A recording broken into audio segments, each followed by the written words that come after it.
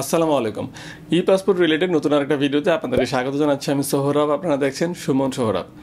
আচ্ছা, পাসপোর্ট অফিসে যে তিক্ত অভিজ্ঞতা হয় নাই এমন খুব কম মানুষেরই আছে, তাই না? যে পাসপোর্ট অফিসে যাওয়া মানে আমরা মনে করি একটা বিশাল একটা প্যারার কাজ, আমাকে একটা বিশাল একটা প্যারা নিতে হবে, কারণ পাসপোর্ট অফিসে আপনার সকল ডকুমেন্ট নিয়ে যাওয়ার পরেও কিন্তু আপনাদেরকে অনেক বিপদে ফেলে বিভিন্ন কারণে হয়রানির শিকার হতে হয়। এরকম অনেক কমপ্লেইন আমার অনেক ভিডিওতেই কিন্তু কমেন্ট সেকশনে রয়েছে। সো কেমন হয় যদি আপনার পাসপোর্টটা আপনি পাসপোর্ট অফিসে না যেয়েই করতে পারেন? ঠিক এমনই একটা সার্ভিস কিন্তু বাংলাদেশে কিছুদিন আগে শুরু হয়েছিল, যদি আমি সাথে সাথে ভিডিও করা হয় না বিকজ অফ আমি একটু বিজি আছি অন্যান্য কাজ নিয়ে। যাই হোক, তো যেহেতু আজকে একটা ভিডিও করতেছি, এই জিনিসটা শেয়ার করি। অনেকে যারা জানেন তারা তো জানেন, বাট যারা জানেন না তাদের জন্য তো অবশ্যই এটা ভালো একটা নিউজ হতে পারে। দ্যাটস ওয়াই আজকের ভিডিওটা করা। যে নাগরিক সেবা কেন্দ্র নামে একটা সেবা চালু হয়েছে রিসেন্টলি বাংলাদেশে, যেটার মাধ্যমে আপনি পাসপোর্ট অফিসে না যেয়ে আপনি পাসপোর্ট করতে পারবেন। তাহলে কোথা থেকে করতে পারবেন? নাগরিক সেবা কেন্দ্র থেকে করতে পারবেন। তো সেখানে শুধু পাসপোর্ট না, আপনি পাসপোর্টের পাশাপাশি আপনি চাইলে পাসপোর্ট তো করতে পারেনি, পাসপোর্টের পাশাপাশি অন্যান্য যে গভর্নমেন্ট সার্ভিসগুলো আছে, লাইক এনআইডি কার্ড রিলেটেড কোনো ইস্যু থাকতে পারে, আপনার জন্ম নিবন্ধন রিলেটেড কোনো ইস্যু থাকতে পারে মানে এগুলো তো থাকেই। আমাদের বাঙালিদের সবচেয়ে কমন প্রবলেম হচ্ছে ন্যাশনাল আইডি কার্ডের নামের বানানের ভুল থাকে, জন্ম তারিখের ভুল থাকে, জন্ম নিবন্ধন সার্টিফিকেটের নামের বানানে ভুল থাকে, জন্ম তারিখে ভুল থাকে, অনেকের আরও অনেক ধরনের ভুলটুল থাকে। তো এই ন্যাশনাল আইডি কার্ড বলেন, জন্ম নিবন্ধন সার্টিফিকেট বলেন, আর পাসপোর্ট তো বললামই।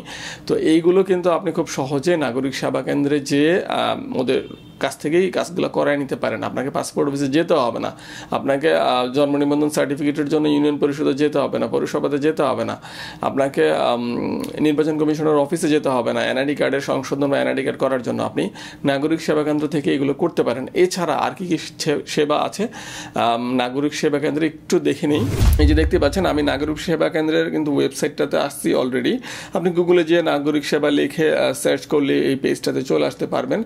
এখানে এসে আপনি যদি একটু নিচে স্ক্রল করেন, এখানে কিন্তু লেখা আছে সেবাসমূহ।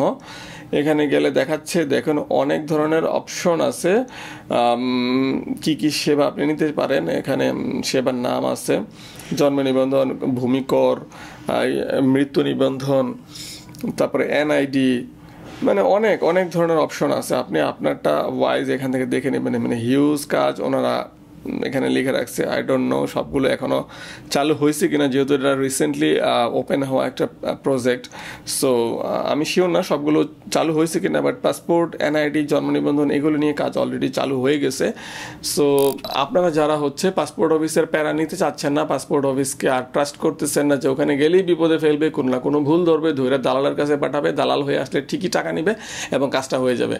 সো যারা এরকম মনে করেন তারা পাসপোর্ট অফিস যাওয়া বাদ দেন, নাগরিক সেবা কেন্দ্র থেকে পাসপোর্ট করে ফেলুন, যদি আপনার এলাকায় নাগরিক সেবা কেন্দ্র এখন হয়ে থাকে। আর যদি এখনও আপনার এলাকায় না হয়ে থাকে তাহলে তো কিছু করার নেই, পাসপোর্ট অফিসে যেতেই হবে। তো আজকের ভিডিওটা এই পর্যন্ত। আশা করি ভিডিওটা ভালো লাগছে, একটা ইনফরমেশন পেয়ে গেছেন। যদি ভিডিওটা ভালো লাগে অবশ্যই ভিডিওটা লাইক করার রিকোয়েস্ট থাকলেও পারলে শেয়ার করতে পারেন, আর কোনো প্রশ্ন থাকলে নিশ্চয়ই কমেন্ট বক্সটা খোলা আছে, কমেন্ট করতে পারেন। আবার দেখা হচ্ছে নতুন কোনো ভিডিও নিয়ে। আল্লাহ হাফেজ।